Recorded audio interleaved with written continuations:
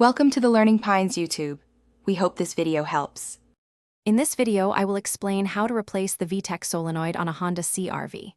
First, gather your essential tools, including a 10mm socket, a ratchet, and a new Vtec Solenoid with its gasket. Always ensure your engine is completely cool to the touch before beginning any work. Safety is paramount, so disconnect the negative battery terminal. Then, locate the Vtec Solenoid, typically found on the passenger side of the engine, near the valve cover. Now, let's move on to disconnecting and removing the old solenoid. Begin by carefully unplugging the electrical connector from the Vtec Solenoid. Next, use your 10mm socket to loosen and remove the 3 mounting bolts that secure the solenoid to the engine block. Once the bolts are out, gently wiggle and pull the entire Vtec Solenoid assembly straight out.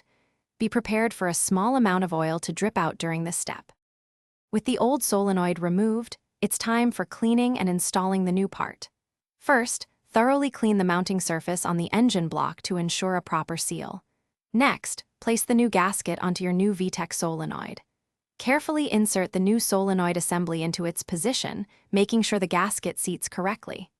Hand tighten the 3 mounting bolts, then use your ratchet to tighten them securely, but do not over-tighten.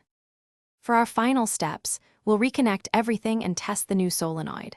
Firmly reattach the electrical connector to the new Vtec Solenoid. Then, reconnect the negative battery terminal. Start your Honda CR-V's engine and let it run for a few minutes. Carefully inspect the area around the new solenoid for any signs of oil leaks. If no leaks are present, you've successfully replaced your Vtec Solenoid and are ready to drive. Thanks for watching. Consider subscribing if we helped you.